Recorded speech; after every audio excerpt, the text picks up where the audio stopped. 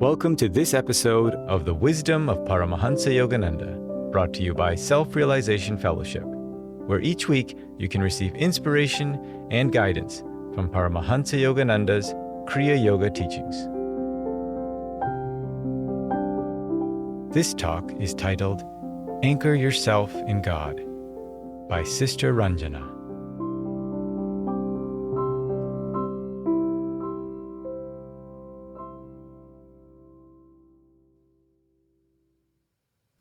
So, our topic, anchor yourself in God. Before one of the nuns entered the ashram, she attended a college that had a sailing club. And most of the boats they had were smaller sailboats, but they had this one that was a 43-foot sloop. And the sailing director rented it out one year to a small group of students, and so they could sail to Hawaii for the summer. And she said that when they got to Hawaii, they would go from island to island, and they would sail into a cove, and then they would just drop anchor and stay for maybe a day or two, and then they'd go visit another area. And she said when the water was so crystal clear that all the way down the line you could see the anchor. It was embedded at the bottom, and how strongly anchored the boat was. Because even though most of the time in the cove the water was fairly calm, every once in a while the wind might pick up, or the waves get a little bit choppy, and so the boat might rock some or move around a little bit, but it always remained anchored. The anchor was solid, the boat was secure. Now, of course, without the anchor, they would have drifted out to sea, and they would have been at the mercy of the currents and buffeted by the wind. But because of that anchor, it held them fast. And so they were never concerned. They felt, no, we know we're safe. And when you think of it, we all need an anchor. Regardless of where we're from, what country, what culture, what background, our social status, what role we are playing, everyone wants to feel happy, wants to feel secure, fulfilled, wants to feel love. No matter what else has been going on, what else we experienced or grew up with. And people usually seek it through human relationships, through careers, through buying a home, accumulating money, through fame, power, recognition, some kind of position. And we've been in this world for a few decades, and some of us have been in this world for many decades. And when you stop to think about all of our experiences, the accomplishments and what we've done, what we have, take a moment to think of, has any of it given you permanent, supreme joy? Permanent security, permanent fulfillment? It can't, because nothing in this world is permanent. These physical forms are not permanent. And so we look at every day we see how none of those things provide that deep security and longing that we have within, to that no matter what the challenges are, they wouldn't be able to dislodge that feeling of peace, of security, of well-being. Now, if our happiness and sense of security and fulfillment are based on the externals, then that means we're settling for when things go well, we're happy. And when things are not going well, we're either miserable, angry, insecure, frightened, lonely.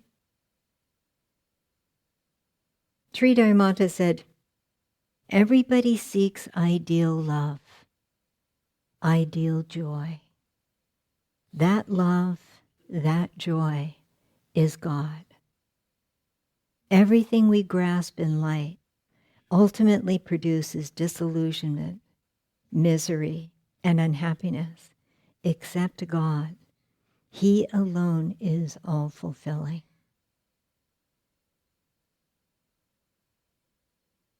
Years ago, there was a California senator who was involved in a fairly nasty political battle, as sometimes they are, and he really felt personally undermined. That it was so devastating to him that his character was attacked so much, and he said he just fell into the depths of despair.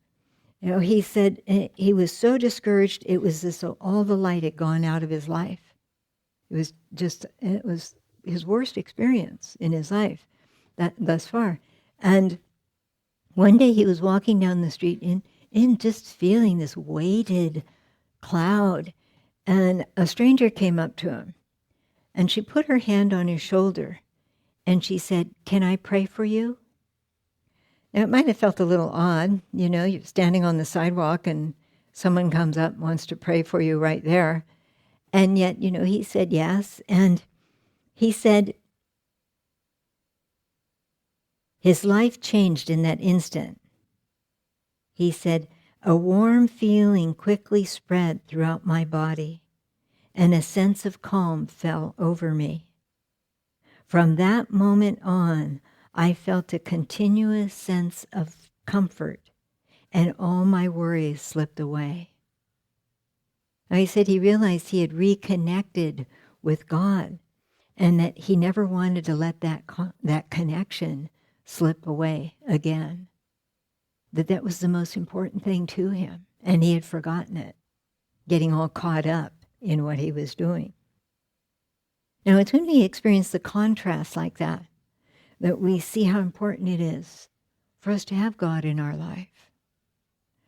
Not just sort of in our lives, but so much in our lives that no matter what comes, we know on the inside it's not going deep within.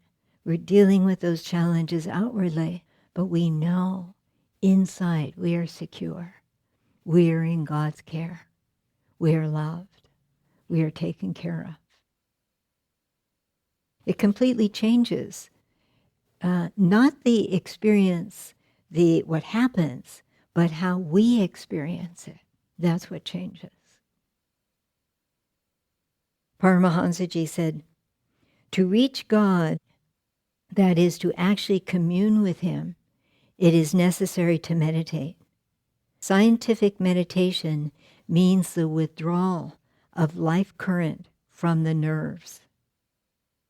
When you can do that, sensations cannot reach the brain to rouse perceptions and associated thoughts." Now, there's a lot of forms of meditation, but Paramahansa, through the SRF line of gurus, has brought us the highest form, the scientific Kriya Yoga meditation technique, the way of actually communing with God, shutting off that life force from the senses, from the nerves. Why does that need to be? Because all of that, those thoughts and associated thoughts, perceptions, it's all the outer things. I want things this way. Why did that happen? I have this desire. I'm concerned with that. As long as all that is there, we can't experience God within. We have to be able to go beyond that, deeper.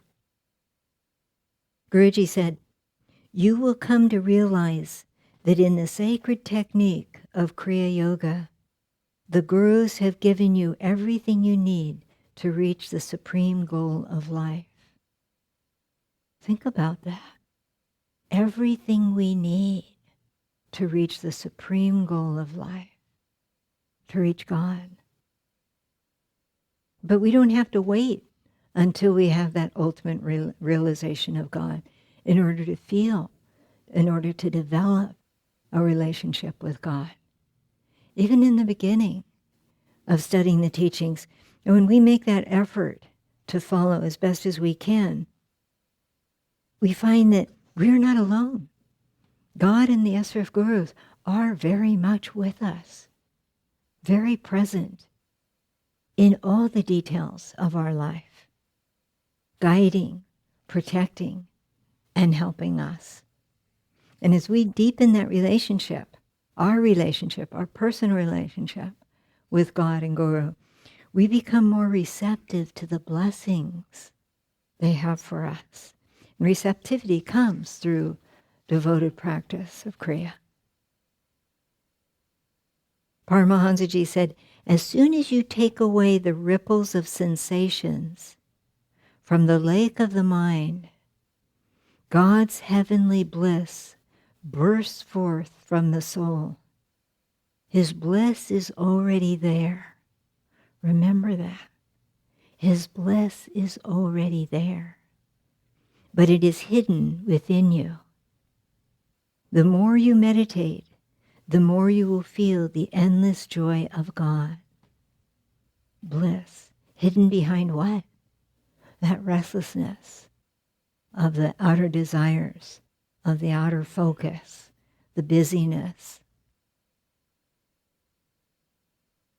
There was a group of highly established alumni who decided to get together and go visit their former university professor.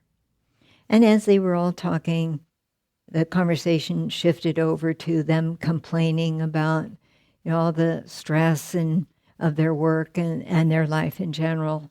And the professor quietly got up and went in the kitchen, and he put a big pot of tea and an assortment of cups on a tray. And there were all kinds of different cups. There were plastic ones and glass ones, crystal ones. There were plain-looking cups and fancy cups, expensive ones and elaborate ones, and some that were really exquisite. So he brings the tray out and he sets it down on the table. And he tells them, help yourself to some tea. And so they all get up and take a cup and get some tea. And then once everyone has one, they're sitting down, he says, the professor says, did you notice that all the nice-looking cups are taken and only the plain, inexpensive ones are left behind?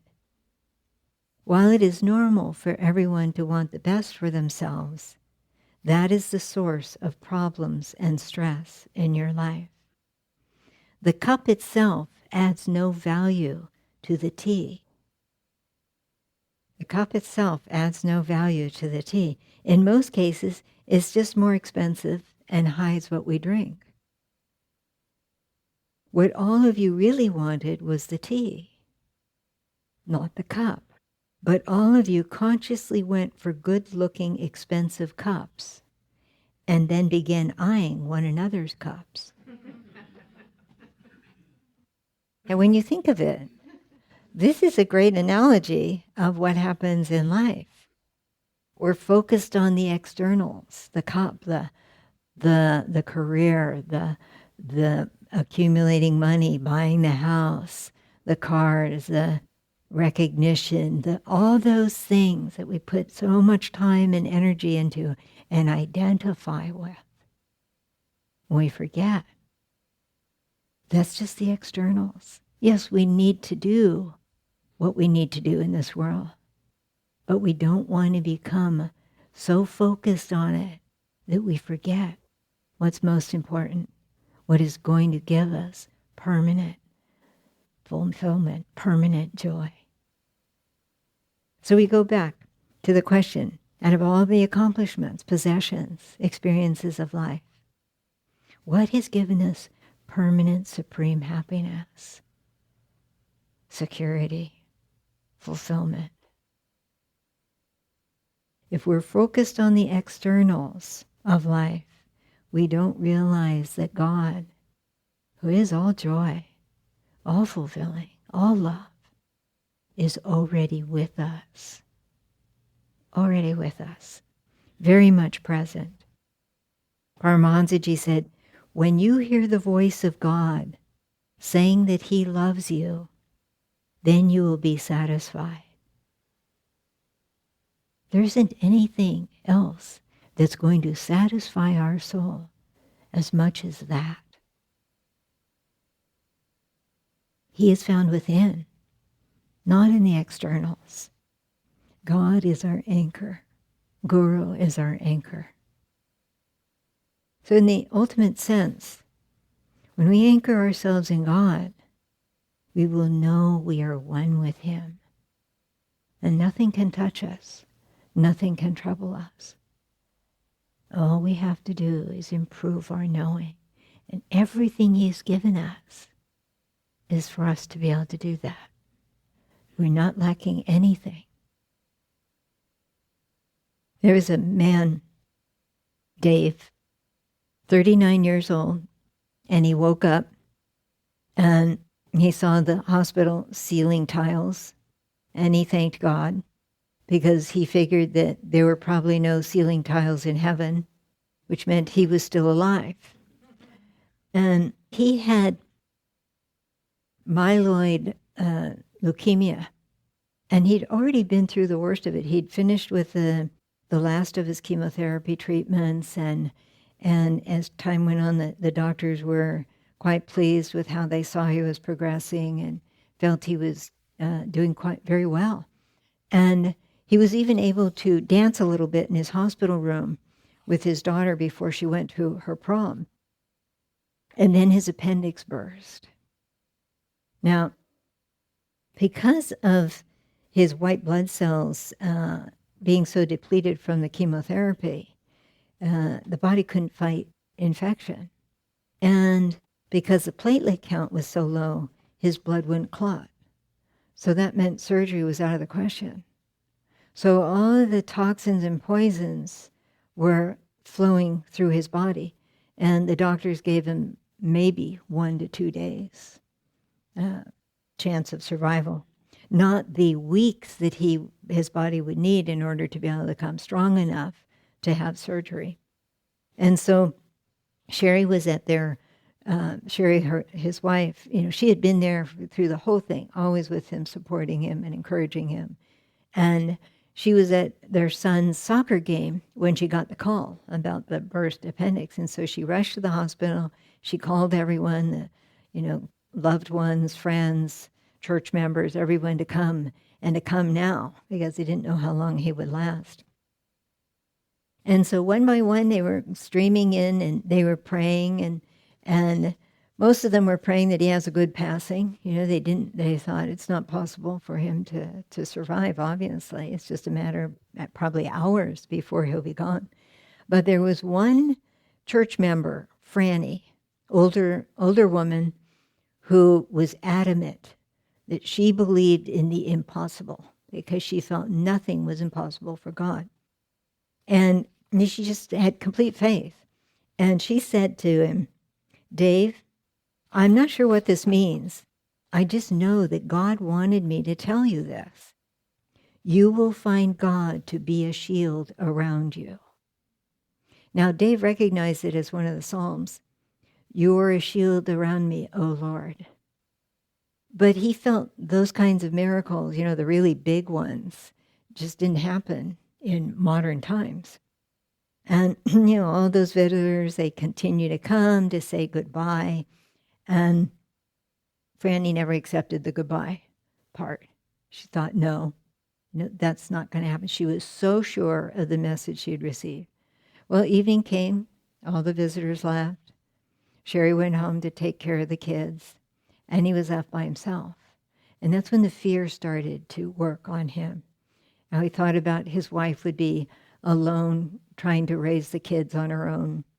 How his daughter would be walking down the aisle when she got married and he wouldn't be there with her. How his sons wouldn't have him cheering on the sidelines in their games. And that just started to just kind of fill him, this sense of dread and fear and feeling all alone. And then he said, as that was happening, at the same time, that message that Franny had given him started to come into his mind. You are a shield around me, O Lord. And every time the fear tried to overwhelm him, he found that phrase was countering it. And so he just started saying it out loud. over and over and over again. He just kept bombarding himself with, "You are a shield around me, O Lord," until he fell asleep. So he woke up the next day, saw the ceiling tiles, thanked God for them, knew he was there. And then the next day, it happened again. Now, those 3 days had gone by. The doctors and nurses knew of only one other case with cancer like his that had survived as long as he had with a burst appendix. Day after day went. He was still there. Finally, after a week, they decided to send him home. And they told him, come in every few days so we can do blood tests to see if you're getting stronger, to the point that we can do the surgery. And Dave treasured being with his family. Now, isn't it something? We usually treasure something either when we're just about to lose it or after we've lost it. Why don't we treasure our family every moment? If we let those little petty things get in there and bother us, instead of realizing how blessed we are, how special it is to be able to be together, to enjoy this moment together. So he was experiencing that, just that feeling of such joy, each moment being precious to him. And Sherry would read to him at night in bed, and the kids would play the piano, and he would sit next to them, and they would sing and talk and laugh together. And then he would put his hands on his children's head and pray to God to take care of them and protect them and guide them throughout their life, thinking that he wouldn't be there to help them. Well, as time was going on, that thought, "You are a shield around me, O Lord," was revolving in the back of Dave's mind and became stronger and stronger until it just pushed out the fear completely. There was no more fear. There was only gratitude. Gratitude that he felt this beautiful sense of God's love, of being with God, of belonging to God. And he realized that was all that mattered, that he was in his care. And that if God wanted to take him, that's what's going to happen. And he was okay with that. But he made it to 6 weeks. And platelet levels normalized and everything was fine. So they prepared him for the surgery. And then the surgeon said to him, "We're going to do an exploratory surgery to see how much damage has been done." And so before the operation, as he was being taken in for the operation, and after as he was just starting to come out of it, that thought revolving, "You are a shield around me, O Lord," just kept being there over and over again. He was completely at peace, completely calm. And then when he woke up in his hospital room, and Sherry was sitting there holding his hand, and the surgeon came in and he was carrying some photos that they had taken during the surgery. And he asked him, "Have you ever had an operation?" And Dave said, "Well, I've had my tonsils out." And the surgeon said, "I've never seen anything like this." And he held up one of the photos and he said, "This is a picture of your appendix, of what's left of it." And he said, "But surrounding it is a kind of tent composed of adhesions." And he made a circle around the area. "It's the strongest kind of scar tissue there is. We normally see it only after someone has had surgery." And Dave said, "Well, what does that mean for him?" And he said it seemed as though the surgeon was fumbling for the right words. And he said, "All the toxins were contained in this structure. These adhesions, they acted almost like," and he paused for a moment. He said, "tiny shields tightly packed together." By chance? No, not by chance. And you think, now, it wasn't that it just all happened smoothly. He was being engulfed by fear. Dave had to fight the fear.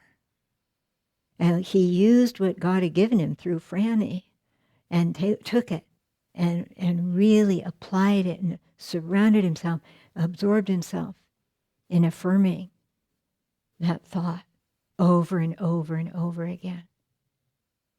When we take Paramahansaji's teachings and we do that, we activate that tremendous force within us. And we activate the Guru's ability to bless us, to help us. Paramahansaji said, if sincerity and faith are deep enough and your love pure enough, God's responding love, which transcends law, God's responding love, which transcends law, can and will work any needed miracles in your life. There was a young lady, Diane, she was a young university student, and she was home for the summer break, and she had gone to visit with some close friends. And they really got absorbed in meeting, talking and catching up with one another. And afternoon kind of went into evening and went into night. She stayed much longer than she had meant to. And so, when she finally left, she realized she was going to have to walk home alone in the dark. And she wasn't concerned about it, because she said, well, thought, I live in a small town. I only live a few blocks away. And so she started to pray, for God to keep her safe and protect her from harm. And she always felt that God listened to her prayers, that God was with her. She had that faith and that sense of a relationship that had meaning to her. And so she wanted to get home quickly, and so she decided to take a shortcut through an alley. Now, she was about halfway through the alley when she saw a man standing at the other end of the alley, as though he was waiting for her. Now, she became uneasy, but she continued to pray, thanking God for always watching over her and surrounding her with his angels. Now, it's interesting, when we're in a situation, we usually don't thank him ahead of time. She had such faith in that he does protect me. He is with me. And I'm grateful for that, even though I'm in the midst of this. And so she said, as she prayed, a comforting feeling of quietness and security wrapped around me, as though someone was walking with me. Now, when she reached the end of the alley, she walked right by the man and arrived home safely. Now, the next morning, she read in her little town's newspaper that about 20 minutes after she had gone through the alley, a young girl had been attacked in that same alley. Now, this was just devastating to her. She felt both feelings, that of such gratitude that she had been protected and it didn't happen to her, and also praying for this young girl and feeling for her, that for God to help her. And she felt that she just knew she had to do something to help this young woman. And she felt certain that she would be able to recognize the man she had seen. And so she went to the police station and she told them her story. And they asked her if she would be willing to look at a lineup and see if she could identify the man. And she agreed. And as soon as the lineup was there, she immediately pointed out the man that had been in the alley the night before. And when the man had been told he had been identified, he immediately broke down and confessed. Now, the police officer that was talking with Diane and thanking her for coming forward, for being willing and brave enough to come forward, asked if there was anything that they could do for her. And she said, yes. Can you ask the man why he didn't attack me? And so they did. The officer went and he asked the man. And the man said, because she wasn't alone. She had two tall men walking on either side of her. God responds. A lot of times we don't find out. We don't know how much he protects us, because that love is constant. Whether we are giving it to him or not, It's always, always coming to us. It's always enveloping us. Paramahansaji said, God's love you will find will be with you through eternity, and through all your trials, you will feel his love protecting you. Always, we trust, not look for what we want or how we think it should go, but to give ourselves over into God's care. Let him decide what he wants to do with us. You think of, out of all the relationships we have, family, friends, employer, employee, colleagues, everyone, acquaintances, what are the ones that mean the most to us? Those that are founded in love. It's the same with God. God wants a relationship of love with each one of us. Not out of just following because I should do this is the thing that I'm supposed to do, or I follow my routine, my spiritual routine now because that's what I'm supposed to do, and I meditate, I do the technique this long, and now I do this one. It's not mechanical, and not out of fear, and not out of a desire for some material thing or something for God to give to us, but simply because we love him, because we want to love him more, because we want to be with him. That draws God's response. So when we affirm, when we practice scientific meditation techniques, when we strive to live the teachings, each one of those, if we are infusing our devotion, our love, it becomes very powerful. We do feel, you are with me. You are in me and I am in you. Paramahansaji, throughout his teachings, gives examples of that outpouring of his own heart, his love for God, that's unconditioned by the situations, the trials, the challenges. He faced many when he came to this country. It never daunted him, never pulled his thought and his awareness away from being with God. He said of that, to feel that soul love is to be transported in an ecstasy of joy, so great, so overwhelming, that it cannot be contained. A charge of bliss passing through one's being, 1,000 million volts of rapturous power. This divine emotion is beyond description. A communion of unutterable sweetness with the infinite grace, the indescribable glory, the eternal protection. That is the love of God. And that is what our souls are seeking, and what we will arrive at. When is up to us. How deeply we turn to God. How deeply we call to God. How much we want God. He responds. Paramahansaji said,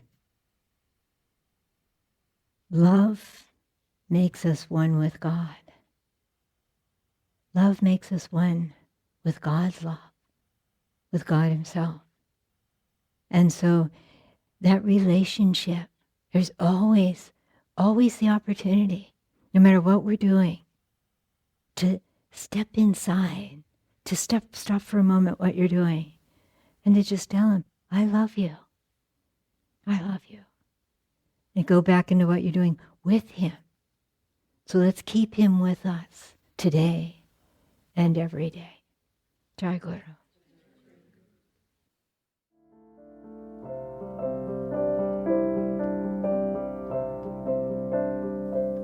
This has been a production of Self-Realization Fellowship, a non-profit organization founded by Paramahansa Yogananda in 1920.